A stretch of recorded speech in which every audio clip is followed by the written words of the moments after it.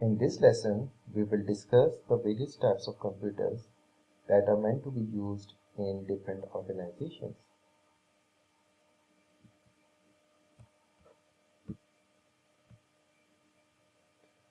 Now, the computers that are meant to be used in organizations are capable of catering to the needs of multiple users at the same time.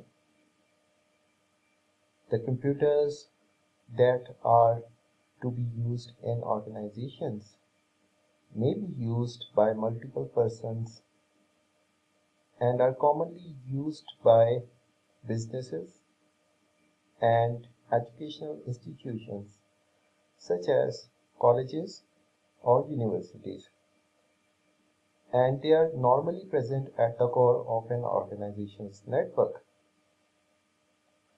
Normally, what happens is that every person interacts with the system using his or her own device, which is normally a keyboard, and thus liberating the other users from taking turns at the same keyboard and monitor. The computers for organizations are capable of handling the needs of thousands of individual users from a great distance, such as a distance of thousands of kilometers. The computers meant for organizations could perform specific tasks, or they may be general purpose machines that are capable of performing a wide array of tasks.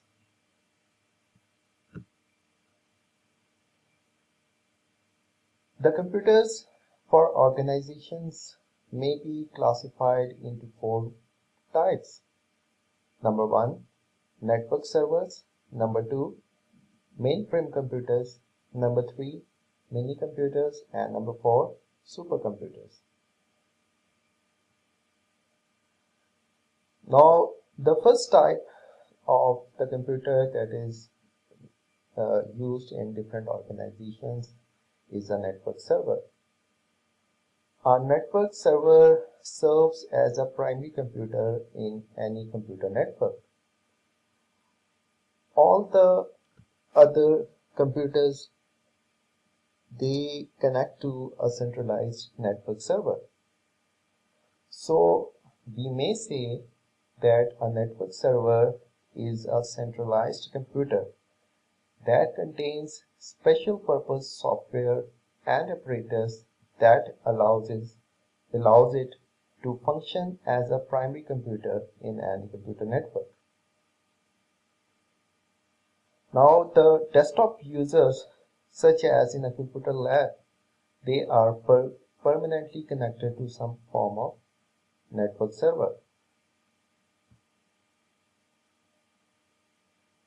When it comes to the users of mobile computers, such as a laptop computer or a notebook computer or a tablet, the users may rely on a wireless means such as a Wi-Fi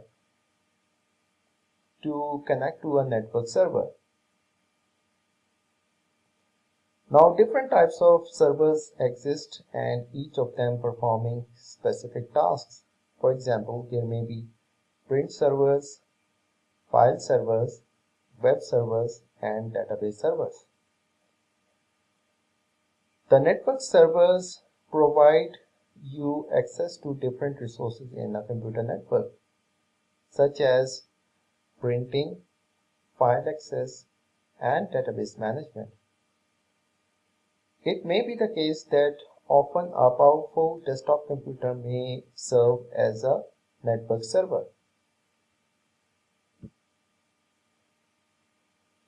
Now, the bigger organizations may have hundreds of network servers working together at the heart of their network.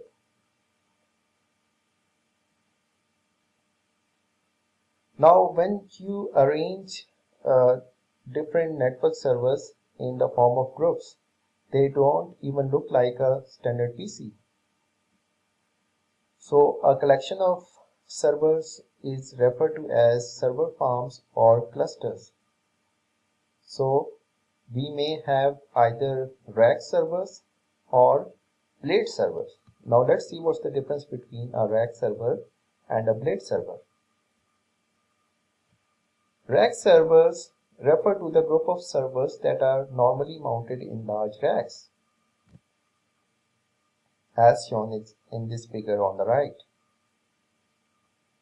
Whereas blade servers, they are reduced to small blades that may be slid in and out of a case. So a blade server has a single chassis, and it basically allows you to slide in and out of a case any server.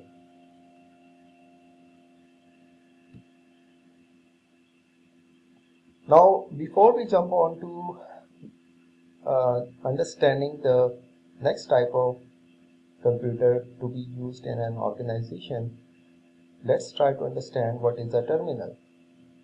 A terminal is an input-output device that allows you to communicate with a computer that is basically located somewhere else. A terminal is normally a keyboard and a display device such as a monitor. We may classify terminals into two main types. Number one, dumb terminal, and number two, intelligent terminal. Now let's understand what's the difference between a dumb terminal and an intelligent terminal. A dumb terminal does not process or store data. It is merely an input-output device that serves as a window into a computer that is located somewhere else. On the other hand,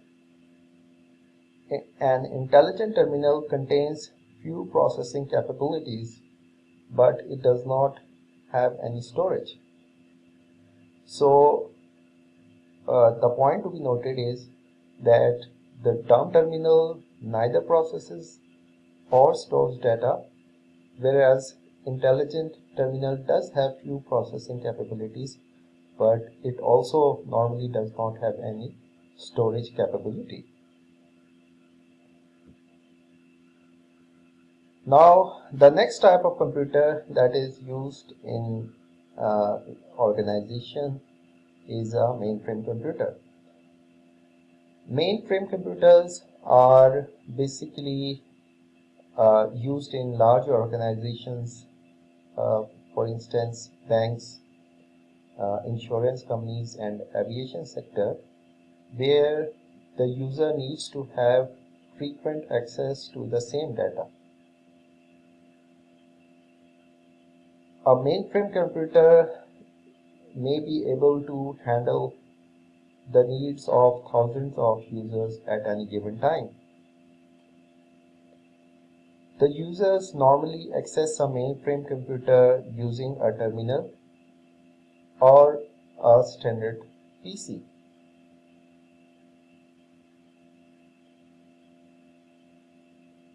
Although the mainframe computers are quite powerful computers, and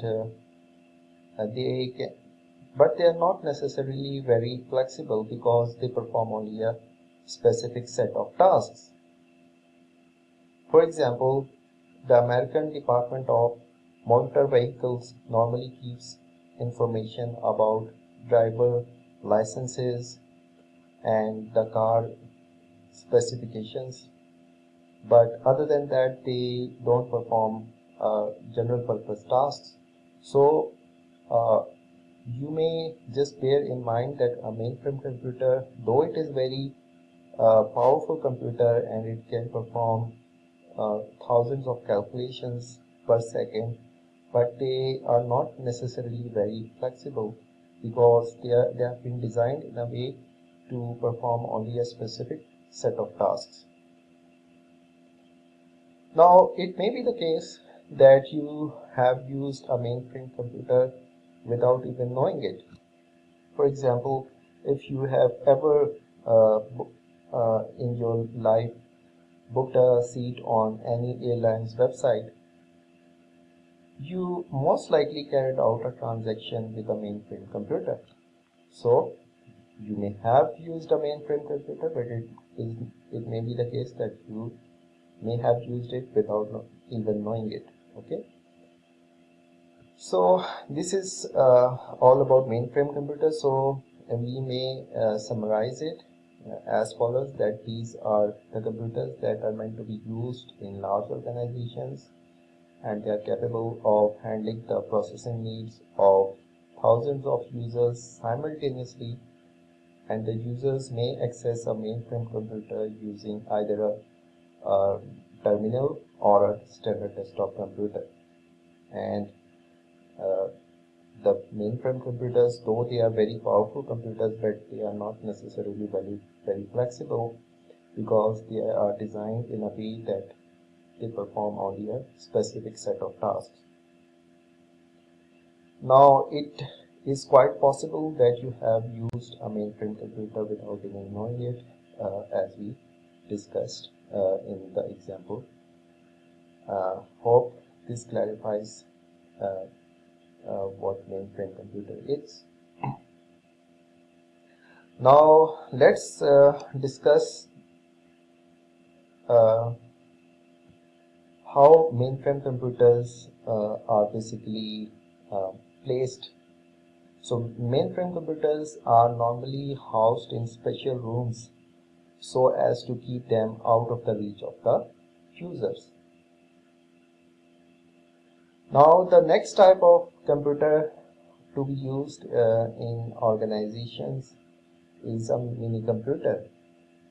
Mini computers were initially released in the 1960s, and their size is somewhat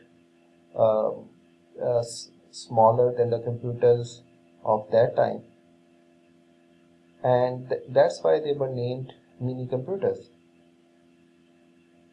Mini computers are often called mid-range computers because their processing capability lies somewhere in the middle of a desktop computer and a mainframe computer.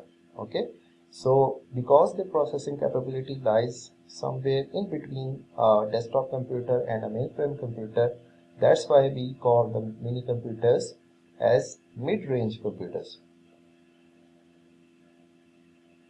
Mini computers may meet the processing needs of a small organization.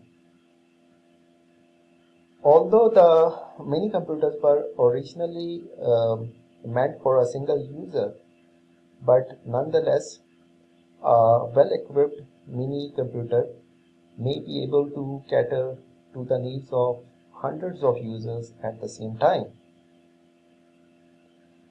Now, just like a mainframe computer, a user may either use a terminal or a standard PC to access a centralized mini computer.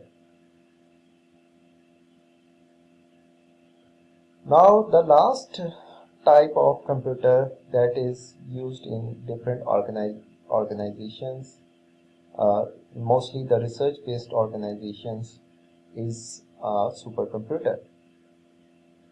A supercomputer is the most powerful computer among all the computers that exist, and they are also the largest computers in terms of size.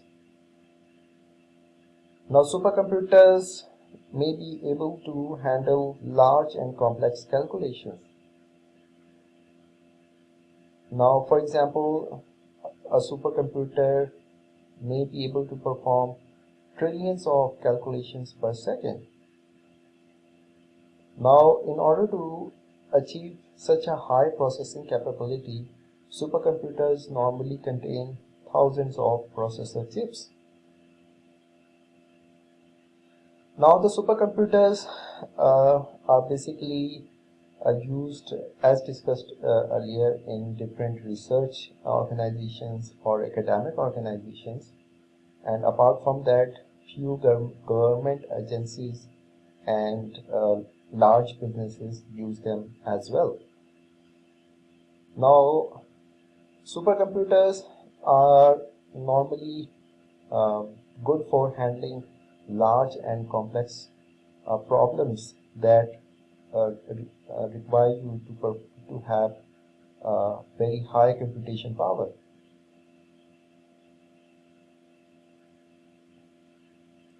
So, owing to their uh, enormous processing capability, supercomputers are suitable for solving very complex problems that demand intensive computation capability.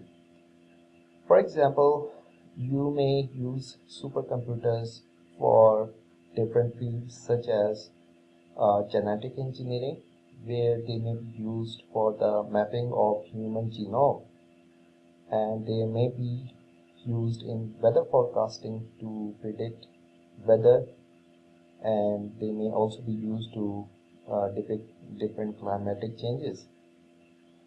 Now, supercomputers are also used in nuclear reactors and for nuclear related research.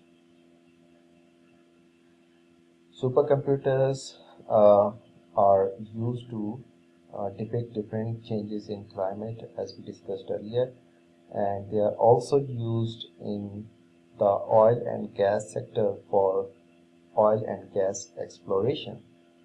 So this brings us to the end of today's lesson, and hope you enjoyed, and stay tuned for the upcoming lessons. Thank you so much.